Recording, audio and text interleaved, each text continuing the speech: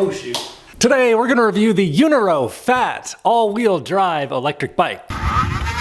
And for once, I can appreciate the name of this bike. No leopards, no cheetahs, no rhinos, no Sasquatches, no T-Rexes. The name of the bike describes the bike. And this bike actually comes in at a pretty decent price point. Considering what you get, it's listed for $15.59 at the time of this recording. Current pricing and any discount I can offer you is linked below the video. But the big question is the Eunorau FAT all-wheel drive worth buying or not?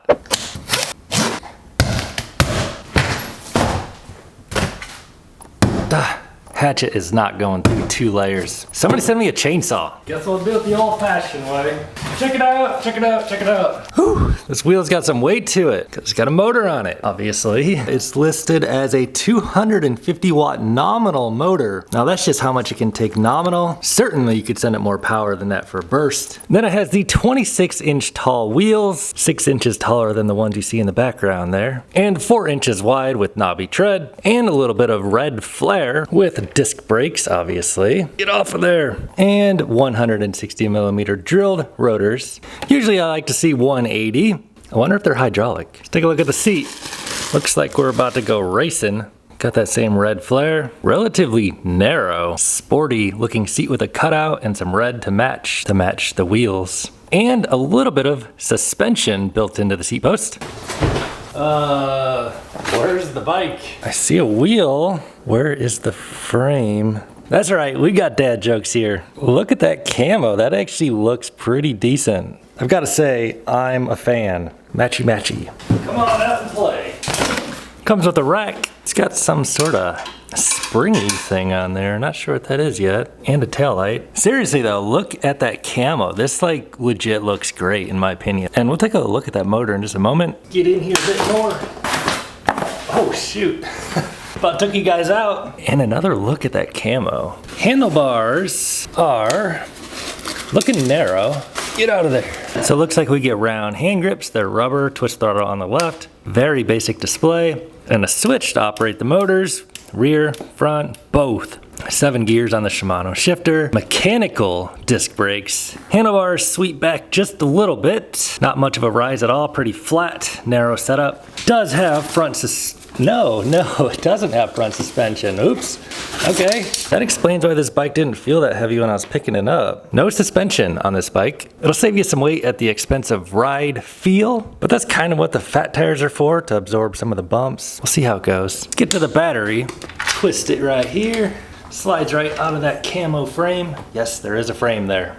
So we get a 15.5 amp hour 48 volt battery. Pretty decent. It'll be interesting to see how much power these motors consume. They do offer a larger battery for this bike. It's a 25 amp hour battery pack you can get, so considerably larger. I just wanted to roll with this one because it was less expensive and lighter. But if you're looking for the big range, you can always get the bigger battery. It does have a quick release lever for easy adjustment of the seat. So what will we be charging this battery with? Well, manual.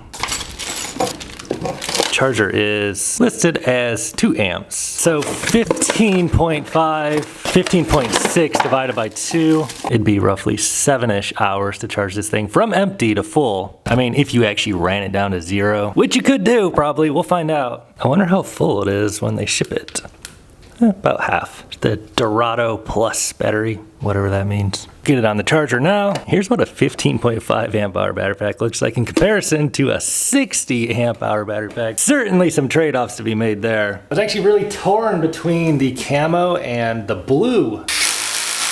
So with the mechanical disc brakes, we're not gonna get the buttery smooth feel of hydraulic brakes, but they'll probably be all right.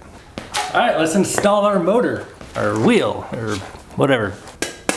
Metal fenders, and also a little headlight. Gotta get it lined up just perfectly. Tighten those bolts down and you have a little wire coming out this side. Decent cable management here. Then connect your motor up. Max PSI is 30. Is at 4. We'll run them at 18. Here's what it looks like with the headlight and fender on. And here is the externally mounted dual 15 amp controller. Secure the rack. Check it out. This little springy thing on the back is actually kind of cool. It's like it's a mouse trap. Actually though, you don't have to worry about having a bungee strap. A lot of times I don't have my bungee strap with me, but, oh, get some force behind that. You know, hold your stuff down. 25 kilograms of it anyway. That's about 55 pounds. On the rear, we get 7 Shimano gears. Derailleur guard comes installed, just in case you knock the bike over. It won't mess up your derailleur, which is a Shimano Altus. We're on the rear on 15. Here's a better look at the Bengal mechanical brakes. You get the exact same one on the rear, and it's also a 160 millimeter rotor on the rear. Hub motor is listed as 350 watts continuous output. So I'm actually really excited to see how these dual motors perform. It's rated for nominal 600 watts, but it does have dual controllers for 30 amps total. Alexa was 30 times 48. 1,440. So that would be 1,400 watts peak if it could actually output 30 times 48. I don't know what the official website says, but anyway, I'm excited to see. It's like a lower power bike, but dual motors. Should be a good hill climber, should perform pretty well riding off-road in the sand. Let's see what happens if we fire it up. I am a little annoyed about the kickstand placement. Just, it's one of these ones that gets stuck if you roll it back. This seat, I haven't even sat on this yet. I don't know if I'm gonna review this bike with that seat on there. Pop the battery on. There we go. Like many bikes have, there is a little USB charger there. Peel this off, power it up. There we go. So we're gonna need to get in there and switch that kilometers over to miles. What else we get here? Average speed, max speed, odometer, time, trip, normal stuff. Batteries is shown in terms of a bar over there, and this other button doesn't do anything. You can do pedal says 0, 1, 2, 3, 4, 5, typical stuff. And your switch for your motors. I'm guessing you hold the plus to turn the light on. Yep, pretty basic light. Let's see what it looks like over there. Yeah, it's fine. Does not operate the rear light. The rear, pull that out, and there's a little switch down there. No wire running from this, so this is running on its own little external battery. Throttle on the left is a little unusual, but it'll be fine. But the part I'm excited for, all-wheel drive.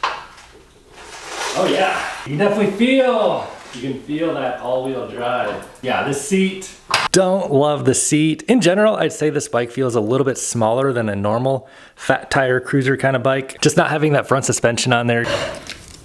This is a Eunorau. I could make these stickers. I don't know, man. What do you guys think about the Tail Happy bike? Boom! That actually looks clean.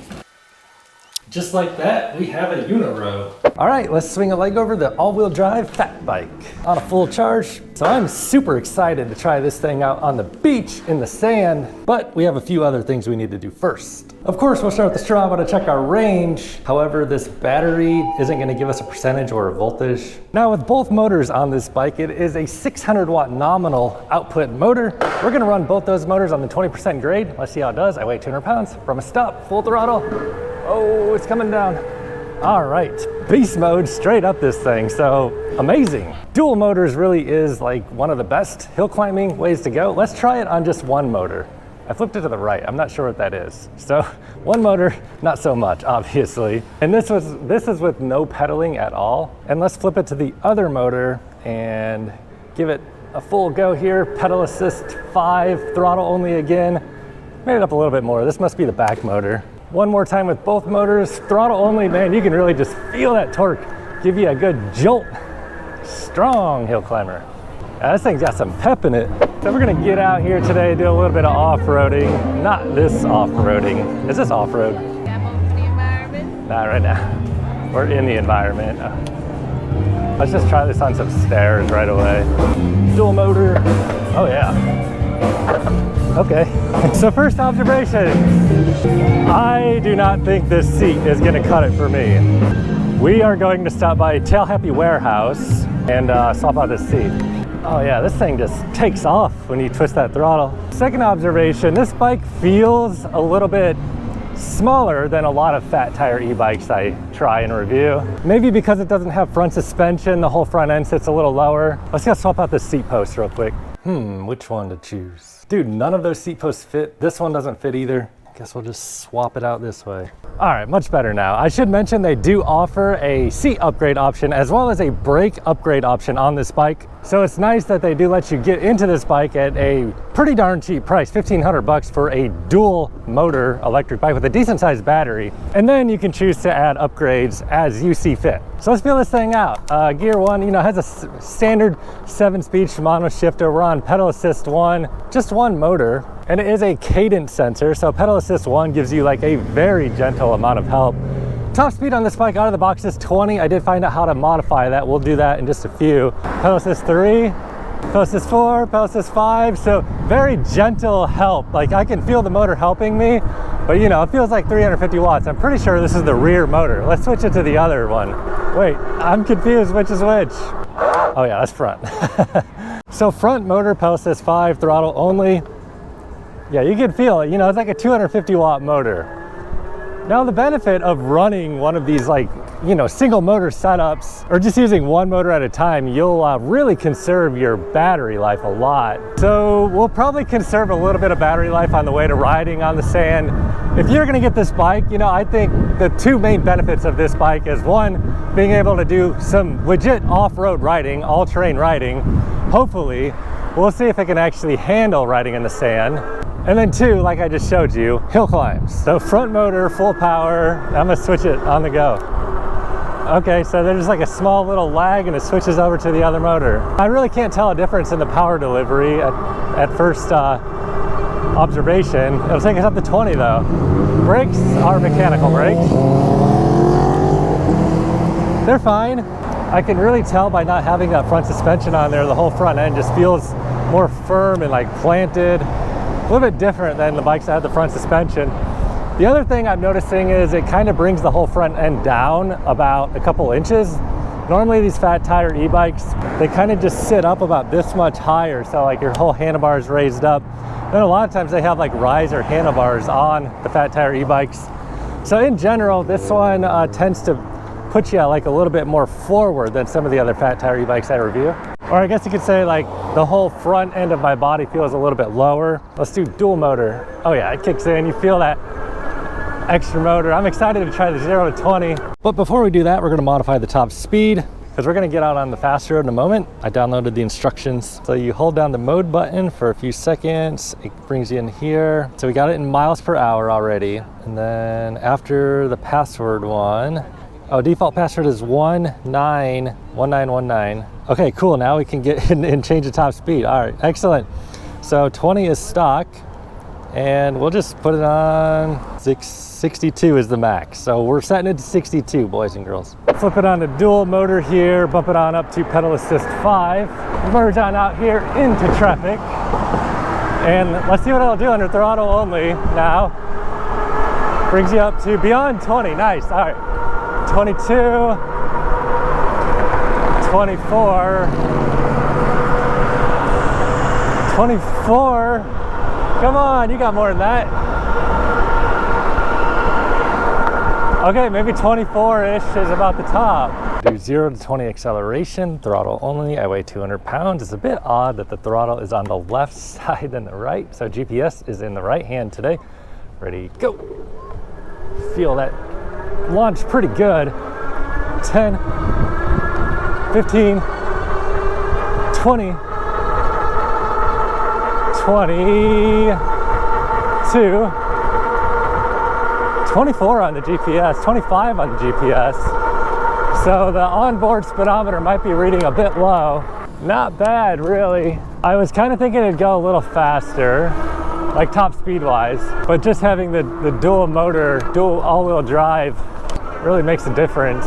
All right, let's switch it to all-wheel drive, bump it down a few gears, put it on pedal assist 5, see if we can make it up this sand uphill.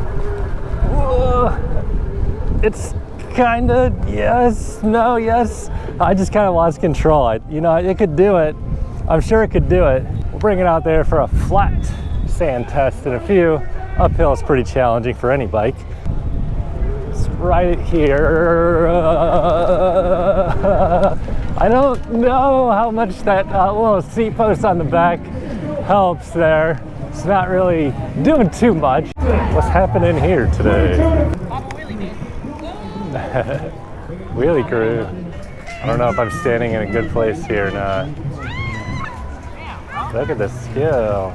All right, what this bike is really meant to do is probably this thing. I'm gonna use throttle actually. Oh, this thing just doing pretty well, really. Pulling right on through.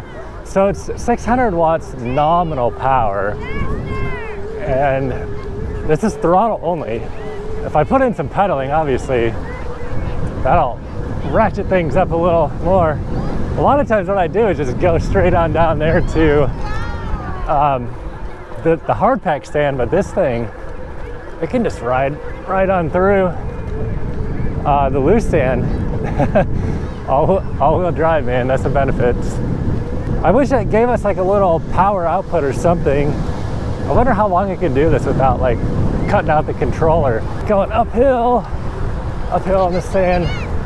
Yeah, I mean, this is doing what it's supposed to do. Just ripping on through. We're going about 10 miles an hour, throttle only on flat, loose sand. Hey, buddy. Yeah. Maintain. Dude was digging it. Man, I feel like this thing could just keep going for a while. Let's see if it can start from a stop in the sand. Ready, go. Oh yeah, it'll do it. Nice. Pretty much perfect, you know, riding off-road in the sand. Putting down power to both wheels. I'm gonna cut across here. That was fun. Controller's holding up, didn't cut out on me or anything, and that was some pretty freaking harsh conditions to be putting a controller through. I have had other bikes cut out on me riding out there on the sand like that. This one's holding up. Let's actually see if this bike can do that a little bit more out here. Downshift a few gears, pop back up to 5. Ugh. Full throttle, full throttle. This is like the loosest sand ever, but I have to help it pedaling a little bit.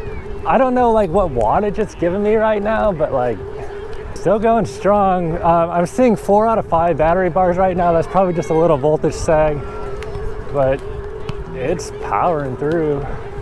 So I mean, if you're looking for an all-wheel drive bike, you can do something like that on. I think this one's pretty decent, especially considering the price is like 1,500 bucks. What's going on here? Some sort of triathlon? A freaking chicken just passed me. But yeah, I mean, it will be cutting a little bit of corners here and there, no suspension at all. And then, you know, I think the brakes are a little under spec. I don't really love the seat on this bike, but those are all options that you can upgrade other than, you know, on the website you can upgrade that stuff, other than the front fork suspension. Pedal assist 5, crank it on down a few gears for this hill. How's it gonna do under throttle only after taking a beating out on the sand? Totally cool, man. We're going 10 miles an hour. Whipping around, trying to get ran over. I mean, the brakes really don't feel bad. It's locking up the rear one. They have plenty of stopping power. They just don't feel as smooth as hydraulic. We'll stop and let the doggies go by. Big dog, little dog, big dog, little dog. Plus, I do believe they are giving me a discount code down below the video in the description box. So if you do want to grab one, you can save yourself a little money extra, as well as help support my reviews here on this channel. If you're gonna grab one, that's up to you. Give it a quick little brake test from 20. Yeah, they're fine. Whoa. Got a little loss of traction there. 160 millimeter mechanical disc brakes. They're fine.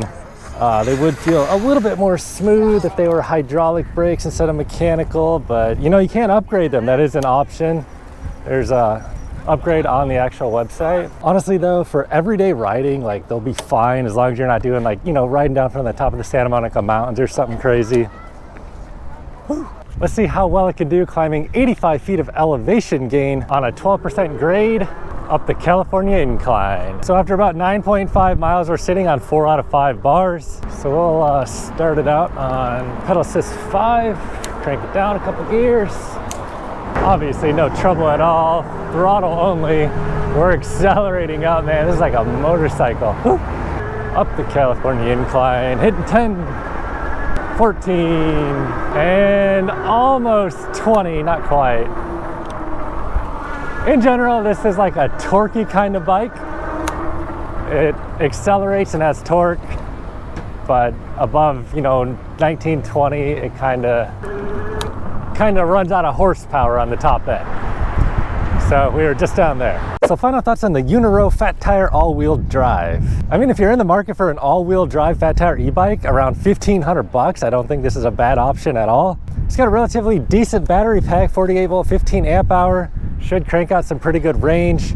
Considering the nominal wattage on this is 600, that battery should be plenty. And as you can see, it can ride out on the sand like a champion. It can climb hills like a champ. If you want to grab one, I have a discount code below this video in the description box. Click that link, then enter the discount code at checkout, save you a little extra money. It'll help support my reviews and save you money too. So let's head on home, probably get out there and ride in the sand a little bit more and see what kind of range we can get out of this battery. I mean, it'll be 18 miles, 19 miles, but how much will be left? I think I forgot to check the pedal assist lag. It's on pedal assist 5, not pedaling, power, not pedaling, power. So it's maybe like a quarter second lag, totally acceptable.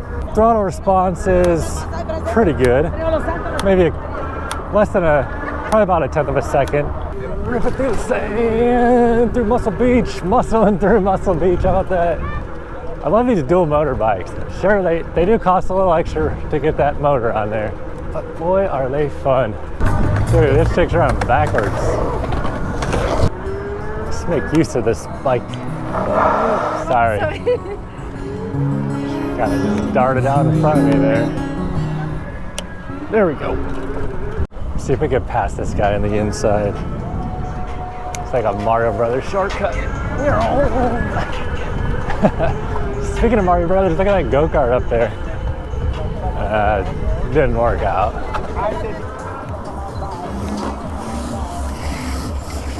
Dude's gonna be drifting. Can you get it sideways? Oh man.